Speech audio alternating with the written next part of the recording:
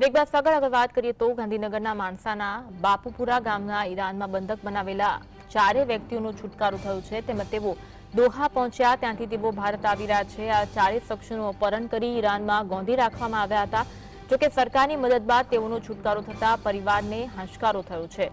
બાપુપુરા ગામના પ્રિયા ચૌહાણ, અજય ચૌધરી, અનિલ ચૌધરી અને નિખિલ ચૌધરી ઓસ્ટ્રેલિયા જવા નીકળ્યા હતા. તેમને એમિરેટ્સ એરલાઇન્સ મારફતે દિલ્હીથી થાઇલેન્ડ લઈ જવાયા. ત્યાંથી વાયા દુબઈ થઈ ઈરાનના પાટનગર તહેરાન લઈ જવામાં આવ્યા. તહેરાનના ખામેનીની ઇન્ટરનેશનલ એરપોર્ટ પરથી તેમને ટેક્સીમાં બેસાડી અજાણ્યા સ્થળે લઈ જવામાં આવ્યા. અપહરણકર્તાઓએ આ યુવકોને બંધક બનાવી ભારે શારીરિક ત્રાસ આપ્યો હતો. તેમના વસ્ત્રો ઉતારી હાથ પગ બાંધીને મારવામાં આવ્યો હતો અને અપહરણકર્તાઓએ શરૂઆતમાં 2 કરોડ રૂપિયાની ખંડણીની માંગણી કરી. આ સમગ્ર ગંભીર પ્રકરણને લઈને માણસાના ધારાસભ્ય જે.એસ. પટેલે કેન્દ્રીય ગૃહમંત્રી અમિત શાહને પત્ર લખી તાત્કાલિક મદદની માંગ કરી છે.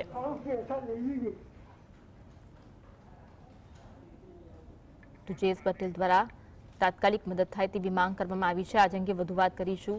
સંત વિરેન્દ્રસિંહ અમારી સાથે ફોનલાઈન પર જોડાયા છે. વિરેન્દ્ર, જે લોકોએ અપહરણ કર્યું હતું એ લોકો આ સાથે એવી માંગ પણ કરવામાં આવી છે કે તાત્કાલિક આ પરિવારજનોને સહાય આપવામાં આવે. જે લોકોને બંધક બનાવવામાં આવ્યા છે તેમને પણ તાત્કાલિક સહાયની માંગ કરવામાં આવી છે. શું અપડેટ મળી રહી છે? જે 4 ગુજરાતીઓ હતા તેમને હેમખેમ ગઈકાલે મોડી રાત્રિએ છુટકારો છે તે મળ્યો છે. વિગતવાર જો અંગે વાત કરવામાં આવે તો આ જે 4 ગુજરાતીઓ હતા તે ઓસ્ટ્રેલિયા જવા માટે રવાના થયા હતા અને તેમના દ્વારા જે રૂટ પકડવામાં આવ્યો હતો તે રૂટની વાત કરવામાં આવે તો સૌપ્રથમ તે લોકો અમદાવાદથી બેંકોક અને બેંકોકથી દુબઈ ને દુબઈ બાદ ઈરાનના તહેરાન શહેર ખાતે તેમને વસવાટ માટે તેમને લેન્ડિંગ કરાવવામાં આવ્યું હતું. જે એજન્ટો હતા તેમના દ્વારા જે પ્રમાણે રૂટ નક્કી કરવામાં આવ્યો છે તે રૂટ ઉપર તેમને લઈ જવામાં આવ્યા હતા. પરંતુ જે પેમેન્ટની લેતી દેતી હતી તે લેતી દેતીને લઈને આ જે 4 ગુજરાતી હતા, માણસાના રહેવાસી હતા, તે લોકોને બંધક છે તે બનાવવામાં આવ્યા હતા. તેની સાથે સાથે દંપતીને બંધક બનાવ્યા બાદ તે લોકોને નિવસ્ત્ર કરીને તે લોકોને ઢોર મારવામાં આવી રહ્યો છે તે પણ વિડીયો તેમના પરિવારજનોને મોકલવામાં આવ્યો હતો અને રૂપિયા 2 કરોડની ખંડણી છે તે પરિવાર પાસે માંગવામાં આવી હતી, જેની અંદર 50 લાખ રૂપિયા જેટલી રકમ પરિવાર દ્વારા તેમને ચૂકવવામાં આવી હતી. અને આ જે બાબા નામનો જે વ્યક્તિ છે તેના દ્વારા પરિવારને ફોન કરીને ખંડણી છે તે માંગવામાં આવી હતી.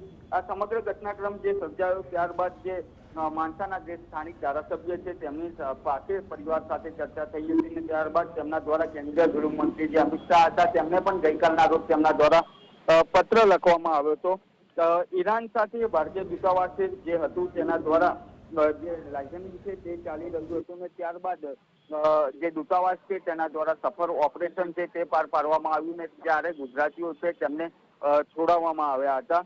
આ કોણ એજન્ટો છે, કયા કયા એજન્ટો સાથે આ પરિવારનો કોન્ટેક્ટ છે તે થયો હતો તેની સમગ્ર તપાસ છે તે ગાંધીનગર એસપી રવિ તેજા વાસમ શેટ્ટી છે તેમને આ કેસની તપાસ છે તે સોંપવામાં આવી છે. થોડીક જ વારની અંદર આ જે 4 ગુજરાતીઓ છે તે અમદાવાદ એરપોર્ટ એટલે કે ડોમેસ્ટિક એરપોર્ટ ઉપર આવી પહોંચશે, કારણ કે દિલ્હી ખાતેથી તે લોકો રવાના થયા છે તેવી હાલ સમગ્ર માહિતી મળી રહી છે. ને જે પ્રિયા ચૌધરી હોય, અજય ચૌધરી હોય, અનિલ ચૌધરી અને નિખિલ ચૌધરી આ તમામ જે 4 છે લોકો હતા જે વિદેશ ઓસ્ટ્રેલિયા જવા માટે નીકળ્યા હતા તેમનો છુટકારો થયો છે. પરંતુ સૌથી મોટી વાત અન્વી તે સામે આવતી હોય છે કે તમામ જે ગુજરાતીઓ હોય છે કે વિદેશની જે ગેલછા હોય છે તે ગેલછાની અંદર તે લોકો રવાના તો થઈ જતા હોય છે ને ડંકી રૂટ મારફતે તે લોકો વિદેશની અંદર ગેરકાયદેસર રીતે ઘૂસણખોરી છે તે કરતા હોય છે ને ત્યારબાદ તે લોકો વિરુદ્ધ કાર્યવાહી પણ કરવામાં આવતી હોય છે. થોડાક સમય પહેલા પણ આ જ પ્રકારે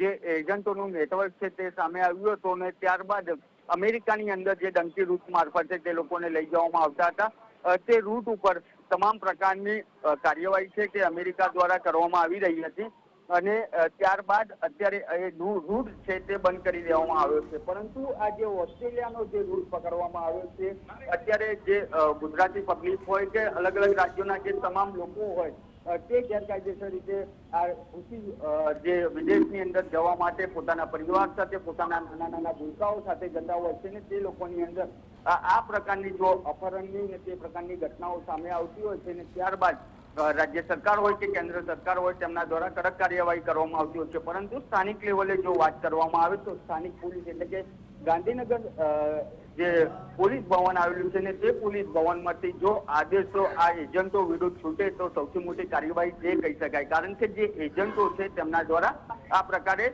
વિદેશ ખાતે લઈ જવામાં આવતા હોય છે પરિવારોને. આભાર વિરેન્દ્ર, માહિતી આપવા માટે.